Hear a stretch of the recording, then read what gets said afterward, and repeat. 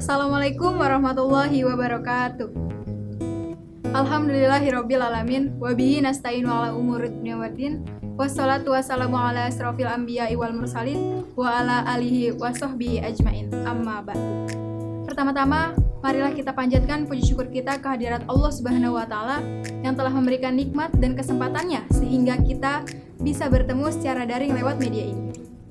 Salawat dan salam, marilah kita curahkan kepada Nabi besar kita Nabi Muhammad Sallallahu Alaihi Wasallam yang telah membawa kita dari zaman jahiliyah menuju zaman penuh ilmu pengetahuan seperti sekarang ini.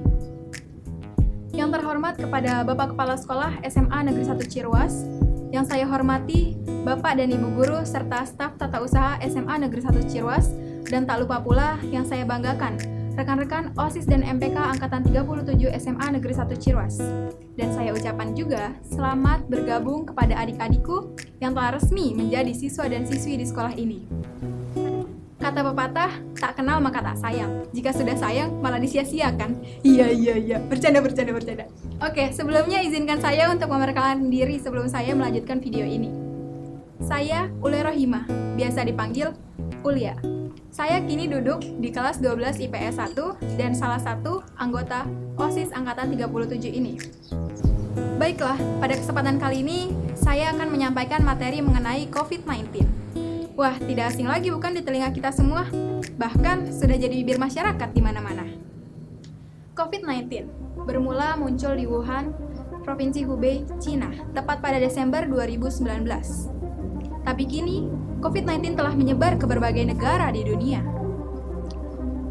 Tepatnya, Indonesia termasuk salah satunya. Berawal hanya satu, tapi kini sudah beribu-ribu nyatanya. Tak diduga, sangat cepat pergerakannya. Kasus yang positif corona di Indonesia nyatanya terus bertambah. Mendominan, korban yang berjatuhan diduga karena belum paham betapa dahsyatnya dampak yang ditimbulkan bila sudah tertular.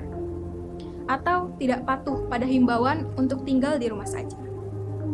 COVID-19 ini sebelumnya dikenal sebagai novel 201, novel coronavirus penyakit pernapasan. Kemudian pada Februari 2020,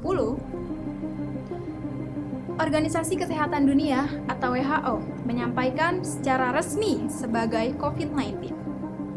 Dirjen WHO, Dr. Tedros Adhanom Ghebreyesus menyampaikan penetapan COVID-19 sebagai pandemi global tepat pada Kamis 12 Maret 2020. Penyakit ini memiliki gejala yang beragam, mulai dari yang paling umum, seperti batuk kering, demam, dan kelelahan. Selanjutnya ada yang sedikit tidak umum, seperti rasa tidak nyaman, nyeri tenggorokan, sakit kepala, mata merah, diare, remang pada kulit, atau perubahan warna pada jari tangan dan jari kaki.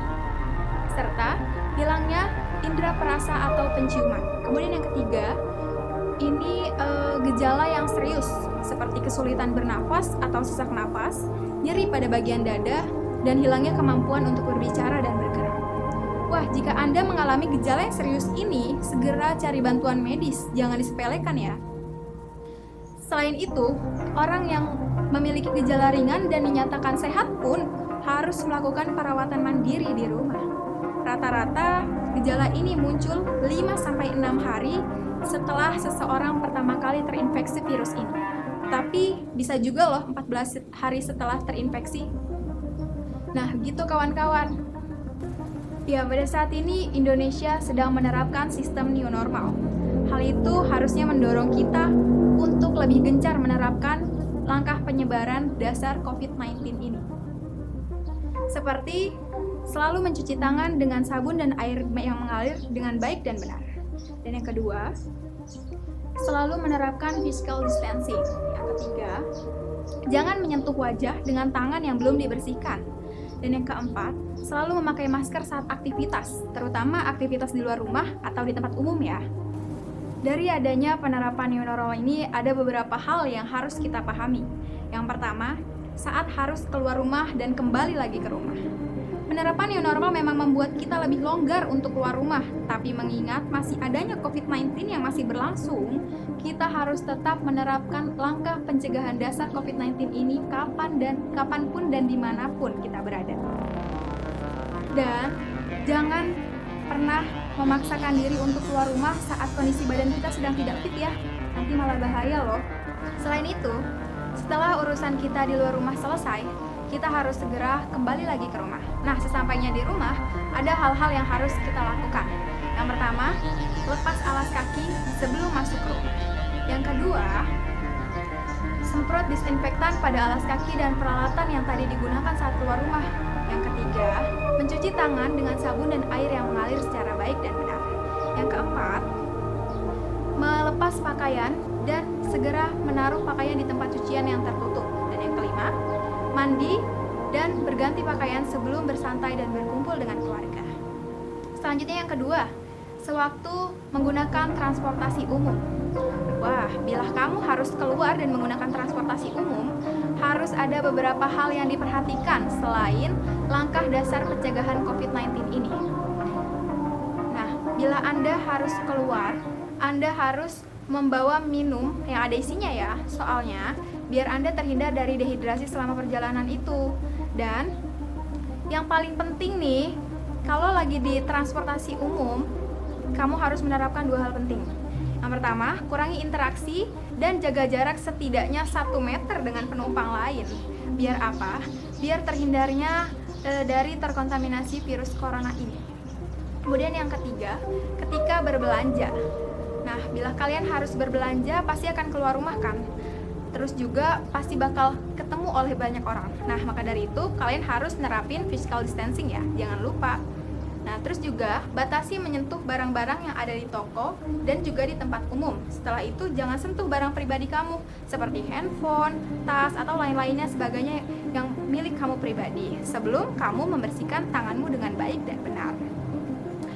Selanjutnya yang keempat, ketika berbelanja online dan memesan makanan online. Sejak pandemi ini, berbelanja online menjadi banyak diminati oleh banyak orang. Karena banyak orang bisa mendapatkan barang-barang atau makanan dan minuman secara mudah tanpa keluar rumah.